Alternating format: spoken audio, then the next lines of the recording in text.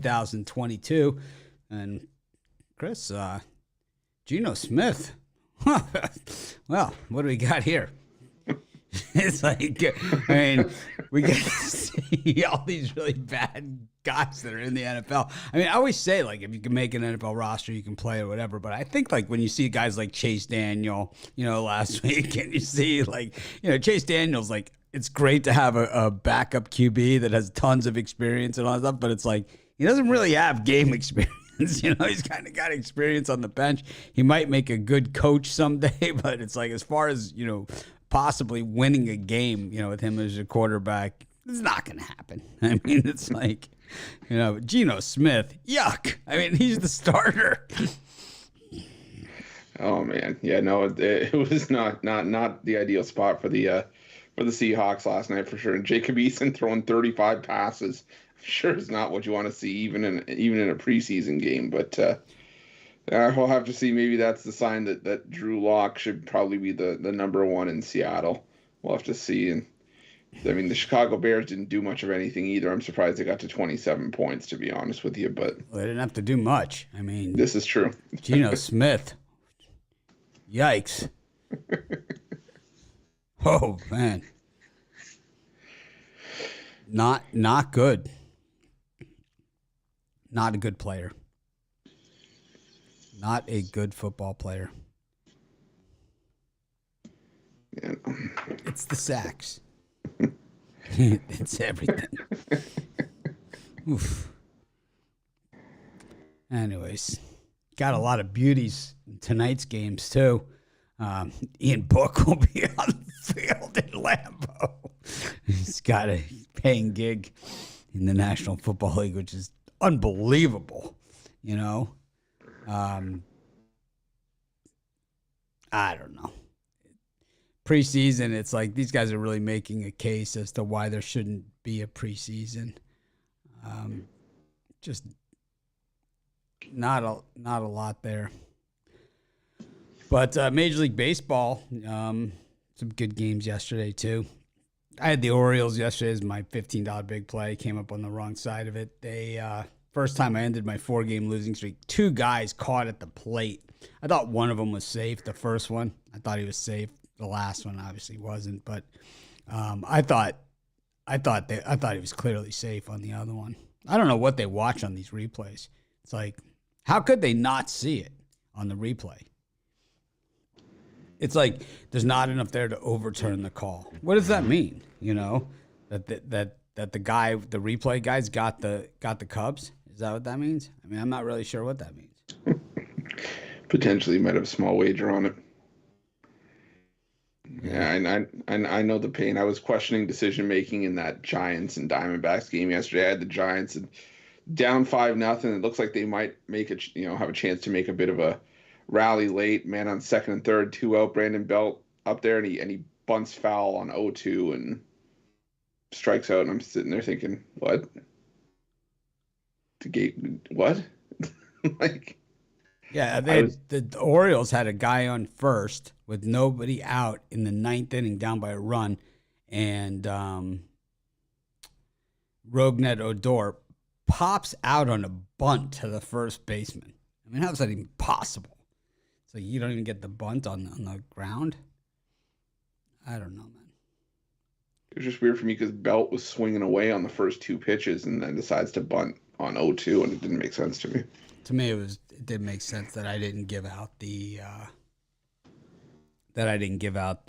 over in the Yankees Blue Jays game instead, or the over in that Astros White Sox game, which I had premium picks on both of those, and neither of them were my $15 big play, but that's okay. A winning day nonetheless, and we'll take it. But we'll go to the NFL. We got 3 games tonight, and I don't know, man. None of them will be watchable, I'll tell you that much. I love the NFL. Yeah. Patriots and the Panthers, that 5-point spread now on this thing. Patriots favored by 5. What did they do? Announce that all the starters are going to play the whole game or something? I honestly have no idea for this line move. No clue. I haven't seen anything, but... Packers, Saints. This one, Packers favored by 3 at home, and the Rams plus 2.5 against the Texans opened at minus 1.5 after last week's win. Any thoughts on any of these gem of games, Chris? These are these beauties. Preseason sucks, man. It just sucks. No doubt about it. Yeah, but I think there is value to find in spots, but these are probably, hard games to do it with. But I do like the under 40 in that Panthers and Patriots game. I know, Matt Rule has said that, there is going to be a bit, he's at least making it look like there's a bit of a competition, especially at quarterback for starting spots. But I think this is just going to be a physical game because, there was a lot of chippy stuff between the Patriots and Panthers when they ran a couple joint practices earlier this week. And I think it's just going to be very physical. There's going to be a lot of pushing and shoving. I think this is the first to 21 wins kind of game, something like 21-17 or something like that. So I'll stick with the under 40 in that one. And I don't love it, but I'm going to go with this. I'd go with the Saints on the money line. Ian Book has not been very good, but I don't want to deal with Jordan Love against the Saints defense. It's still looking pretty good. And I think that's just where the value is. Matt LaFleur. How is there value on Ian Book in any game whatsoever? Like if you had a high school game across the street, would there be value in Ian Book? He sucks. I mean, Ian Book sucks. Ian Book does suck. I will sucks, man. I hate to sugarcoat it for everyone out there. I'm sure there's Saint fans, whatever Notre Dame fans that think differently. But this guy, he sucks. He sucks. Let's take a look at that Dolphins-Saints game last year. Let's read this box score, okay, from when Ian Book played. This guy is absolutely god-frickin' awful. He is as bad as it gets. He's the worst. He had the worst performance by an NFL quarterback in that game I might have ever seen. It was like Eric Hipple looked like an all-pro next to this guy. He sucks, man. He absolutely sucks. I don't know, Chris. I don't see it. I just don't. I think that the Saints aren't going to give Book enough rope to hang himself with. They are. They are going to give him enough rope to hang himself. 20-3 was the final score in that gem. Ian Book, let's take a look at his numbers here. Ian Book was, this was his big game. Oh, Book's playing. Yeah, Book's playing all right. Book it. Ian Book, 12 of 20, 135 yards and 2 interceptions. I'm telling you, it wasn't that good. It wasn't even that good. What's the sack number? 8 sacks for 54 yards on top of that for the pepperoni on top of the pizza. 12 of 20 for 135 yards, 2 interceptions, and 8 sacks. You suck. You suck. You get sacked 8 times in a game. The other team knows you're no threat whatsoever. Basically, we're just going to rush everybody because we know we want you to throw it. We want that ball to leave your hand because basically 10% of the time it's going to be intercepted. And that's exactly what happened in that game. At least 10% of the time it's going to be intercepted. Okay, so maybe not. I don't see it. Someone explain this to me. How Ian Book is a viable product. How he is on a varsity roster. I don't see it, man. Someone explain this to me. I don't see him as a viable option either for a regular season, but I think for preseason, when you have Jordan Love going against the Saints defense, it has been pretty good. I think if you leave Jameis Winston, even Andy Dalton in for the first half, and they can at least put up enough points that maybe the defense can hold, I think the Saints have a shot maybe winning an ugly game, like a 13-10 kind of game. It doesn't have to be pretty. It's preseason, but I don't know. That's where I thought maybe some value. Is Ian Book going to be on the field for the Saints in this one? Maybe they have zero chance. If he's on the field, they have zero chance of winning the game. Zero chance. Zip. His very first pass, Nick Needham, 28 yards for a touchdown. Fortunately, he was on the other team. Of course, we had the other team in that one. That was one of my favorite halftime shows of last season.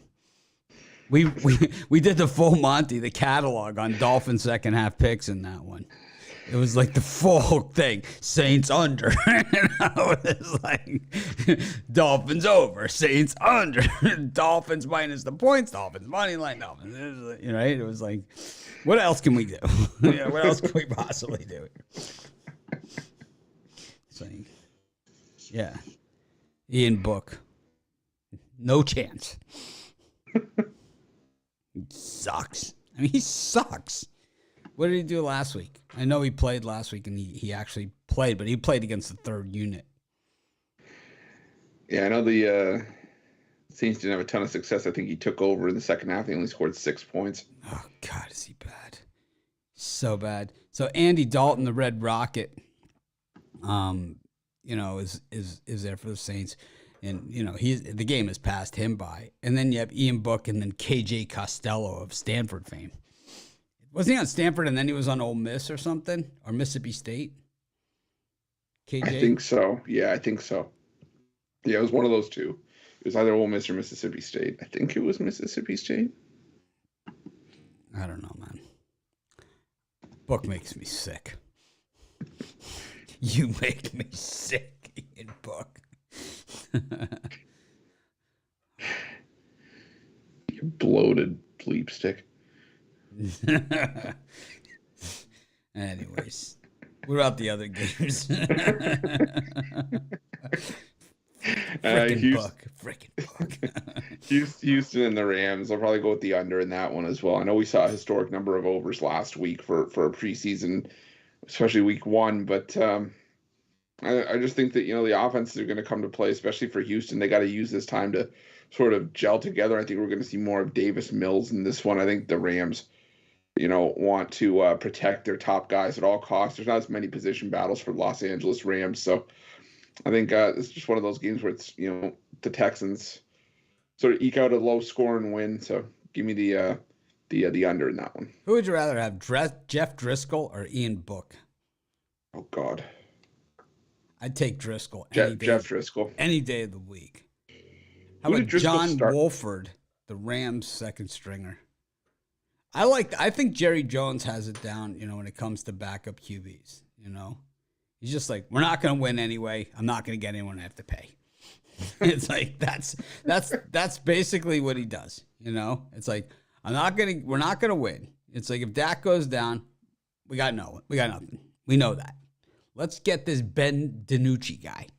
We'll just put DiNucci in. We're not going to win anyway. Hey, you're that waiter from that Italian restaurant I was at last week. What's your name again? DiNucci? Okay, come on. Yeah. You threw a meatball pretty well. Yeah, but DiNucci is like, he's another guy. This guy's just straight ass, He's straight ass. He is terrible. Terrible.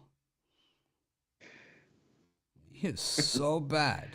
I remember when Dak Prescott got injured and Andy Dalton was hurt, and I was at a bar watching a Cowboys game, and all the Cowboys fans were, it was probably 10 or 15 of them, and they see DiNucci coming in, and half of them paid their bill and left.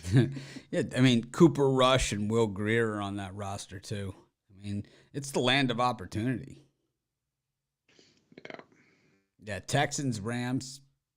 I'm going to do a hard pass on that game. It's like, if you're not going to field the team, then it's going to be tough for me to bet on you. And that's what the Texans have done. When Philip Dorsett's on your roster, you've pretty much cashed it. He's a hurricane, and a great guy, can't catch. It's like, this is like the land of the lost Patriots, the Texans. Rex Burkhead, Philip Dorsett. Yeah, misfit toys. Seriously, man. Let's trade away 30 draft choices for Laramie Tunsil. I just do not understand this. It's like, who would you rather have? Andrew Kashner or Ian Book? It's like, they're about the same. It's like, I think Kashner is actually a more viable product in his sport than Book is for the Saints. Book's terrible. He's so bad.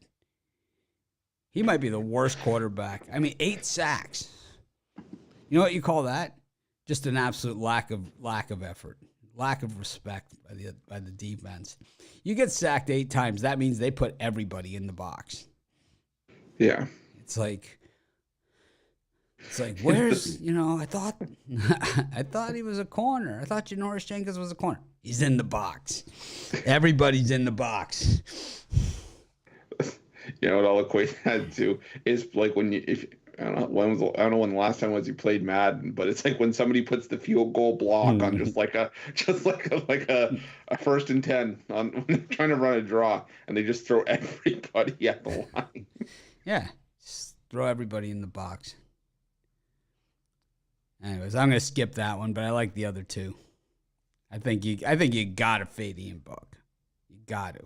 So it's like if he's only coming in the second half, then we'll take the Packers second half. We'll load up on them in the second half. Like unload. Who's the Packers' third string behind Love? I'm sure it's someone hideous.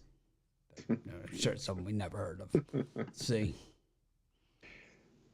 Green Bay Packers. Danny Etling. Nice. Former Patriot. Yep. Is he Boston College? I can't remember. No, I don't think so. LSU. All right. Remember during the bad LSU years. It's the LSU for the bad teams. It's like, but they had Jarvis Landry and Jefferson, and Chase and all these. Yeah, but Danny Etling was the quarterback. So just didn't develop for him. Joe Burrow transferred from Ohio State and took the job. He sucks too. Aaron Jones. I do believe, though, that those Packers receivers just took such a beating from Aaron Rodgers that they're going to actually show up for this one. It's like, I like that he doesn't build up their confidence, It's like, these guys are terrible. It's like, this is what you give me to work with. Like, nobody can catch a football. It's like, it's like, how is your receivers working out this year, Aaron? They're terrible. God awful. Love preseason. It's like, oh man. I only got one more week of it after this. No, next week is the worst of the preseason. It's the last preseason games. Like nobody that will even dress for the varsity games even will be dressed for that game. It's like, oh my God. All right, so what do we got? We got Major League Baseball. Oh, yikes.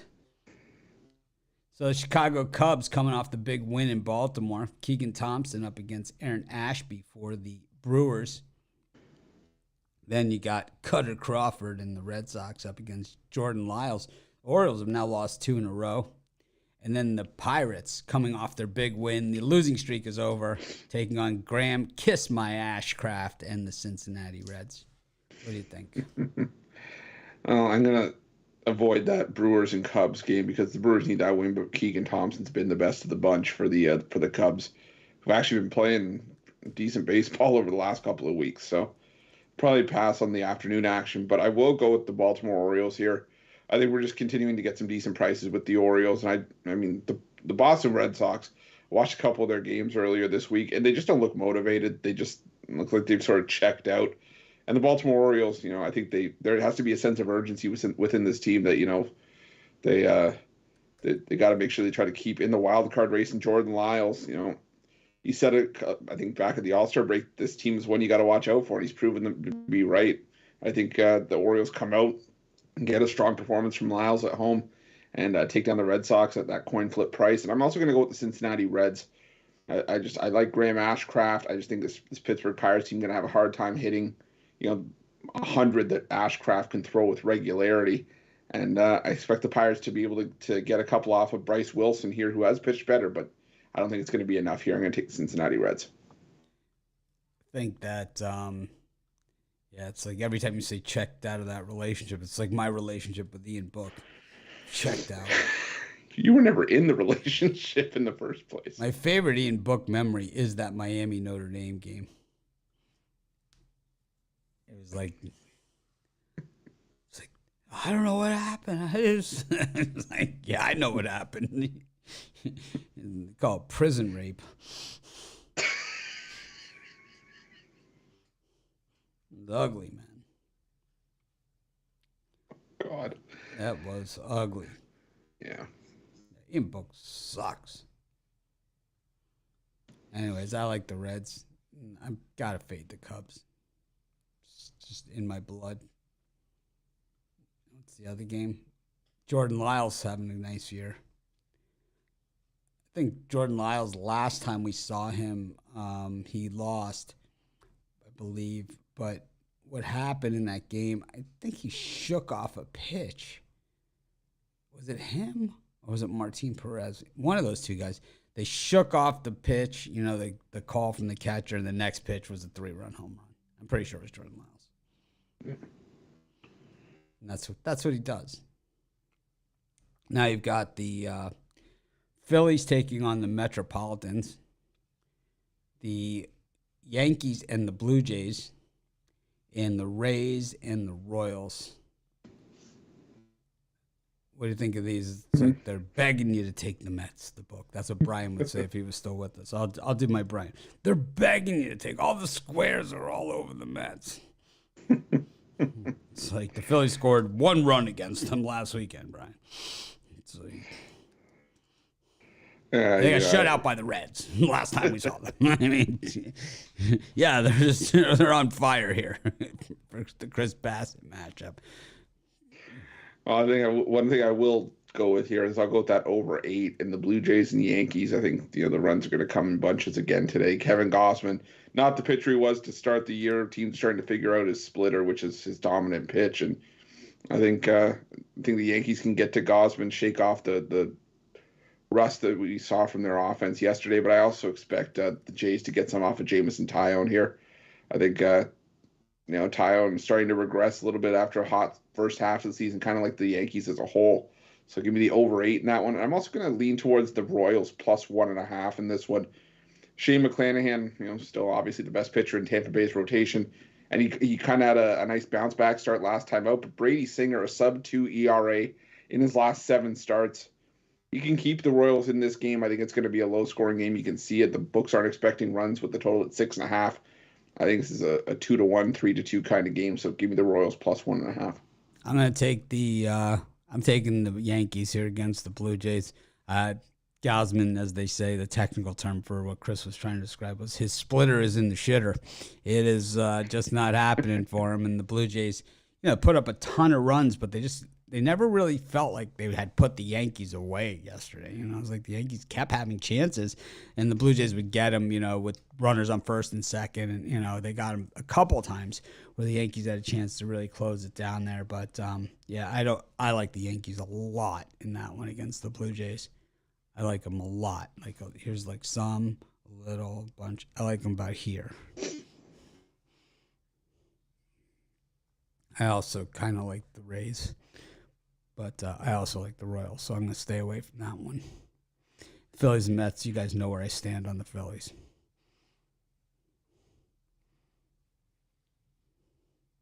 Anyways, what are you selling today, Chris? Well, for me today, I got my $15 pickoff play. What is it? You gotta hop on to find out. But I almost bit on that one. But now I got that $15 pickoff play. Yeah, like I said, we fell short with the Giants yesterday, but and hope to bounce back today. I really like today's play, and also got a Fastball Friday MLB 3-pack. The $15 play not included in that 3-pack, so definitely hop on board, especially hop on something long term because I have a couple NFL preseason premiums in there as well as another MLB pick for long term subscribers. I love today's card, and use that promo code OG15 for 15% off. Yep, a lot of people taking advantage of my buy any cappers month, get my month for free. Thankfully, yesterday is over. That was really not one of my better ideas I've ever had. I probably lost about $5,000 on that. So thanks everyone that participated. I'll be eating ramen noodles next month. But anyways, it's okay. I'm glad that a lot of people took advantage of it. kind of glad. Hopefully we can put them on a lot of winners. It was 1 day only.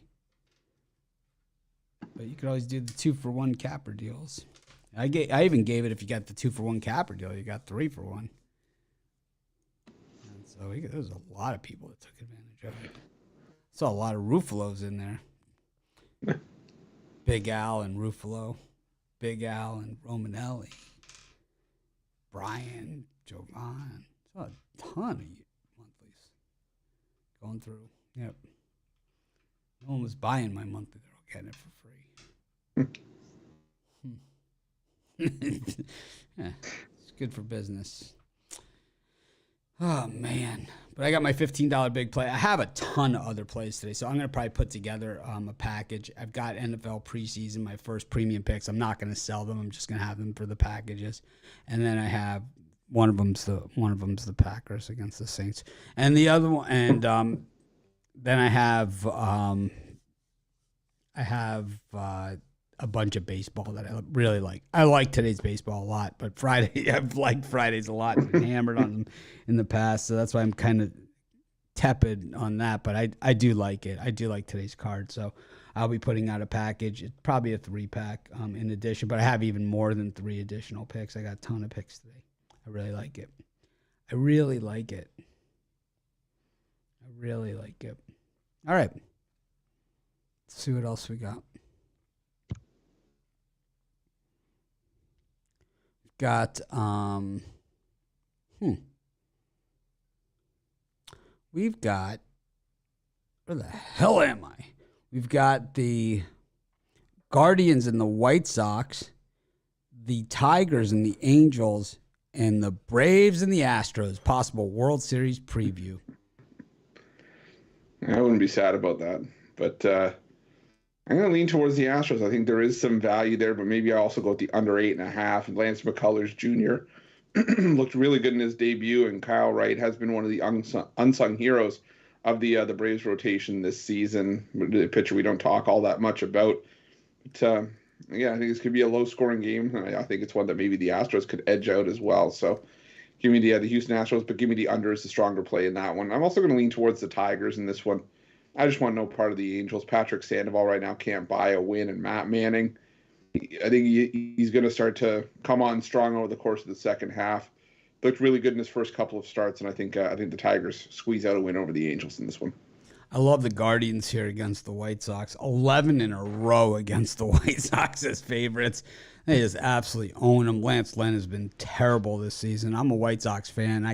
I'm so happy they're going to be done. Just stop tantalizing me acting like you're going to be relevant, because you're not. You're going to get smoked. Take the run line with the Guardians in this one.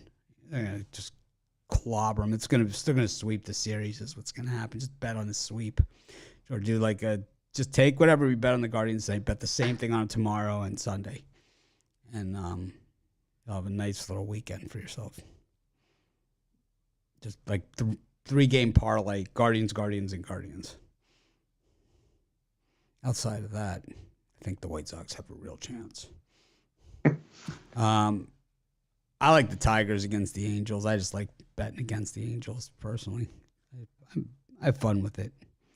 And then Braves, Astros. I don't know. The Astros have now been on the road for a little while. The Braves are kind of feeling it.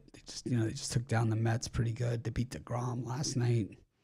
I don't think McCullers Jr. is going to offer them anything that DeGrom can't. So I don't know. Should be a good series. Good games. But I think if the series was in Houston, I would like the Astros. In Atlanta, I like the Braves. One of those. We go to our next set of games. Dylan Bundy and Martin Perez in Minnesota. I would love the Twins there if it wasn't Bundy, right? Then you got the Rockies against the Giants. Jose Urena up against Alex Wood.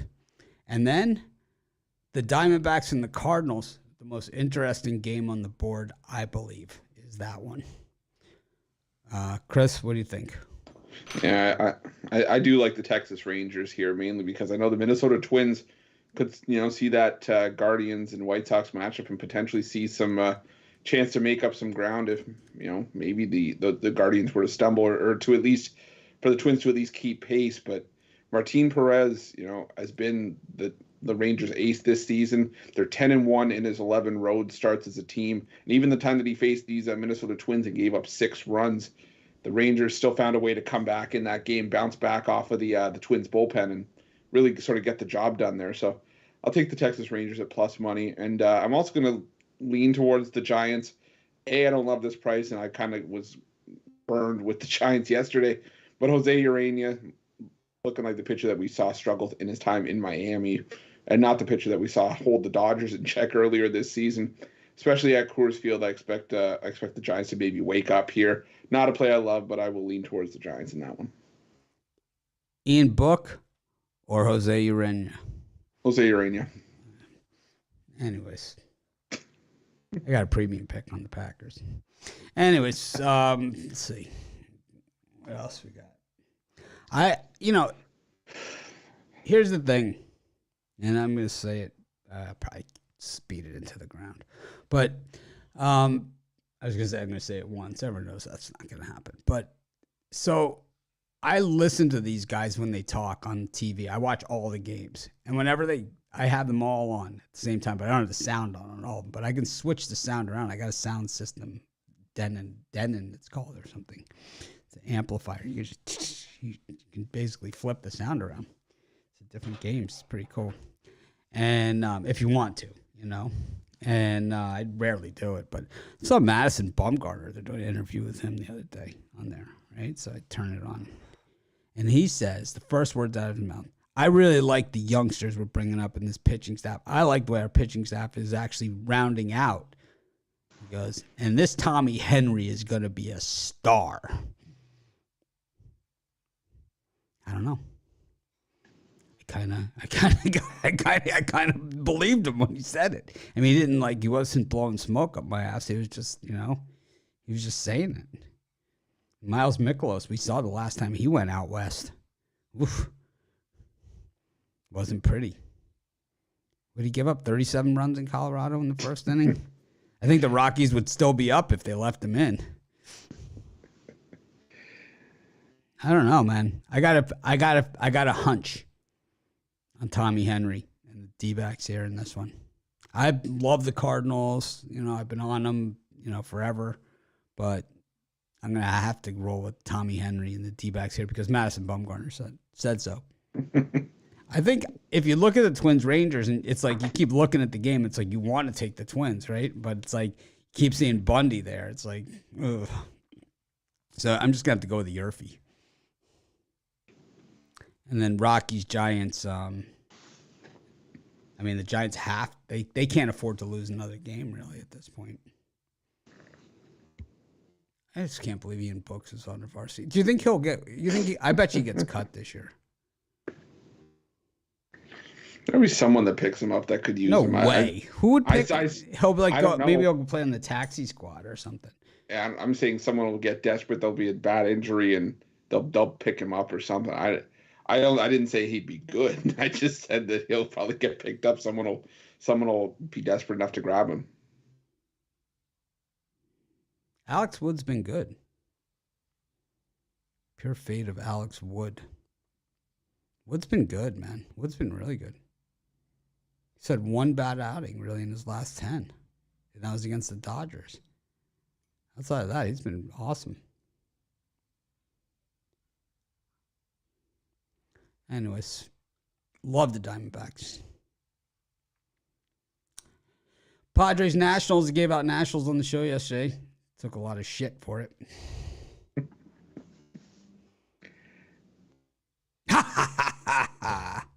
Who's laughing now?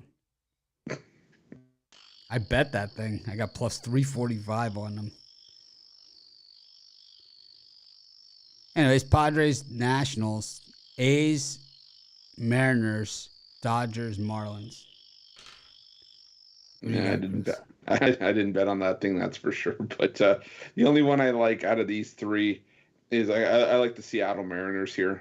Cole Irvin starting to really stumble in his last few starts, and you all know the Oakland A's and how much they love playing in Oakland, and the Seattle Mariners just keep rolling along, and I think the Seattle Mariners really pushing and want to lock up one of those wild card spots as soon as possible, and they got to take advantage of winnable spots like this to do so. So I'm going to go with the Seattle Mariners in this one. I think they just tee off on Cole Irvin, and we're getting a decent price for them as well, even on the road. So give me the Mariners in this one.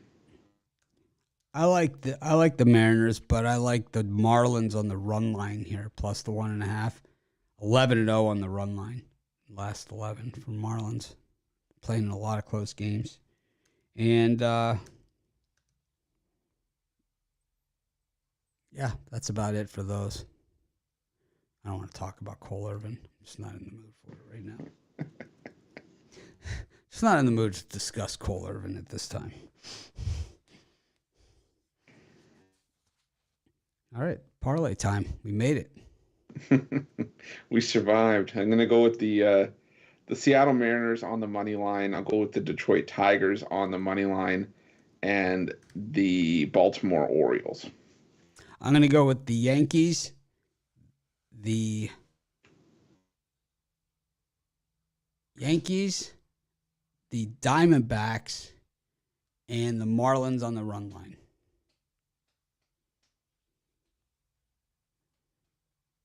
And, yep, if you look at the streaks, the Marlins are 10-0, covering the run line as road dogs against the NL West. Yeah, I like it. Thanks, everyone, for joining us. Make it a winning day. We appreciate each and every one of you.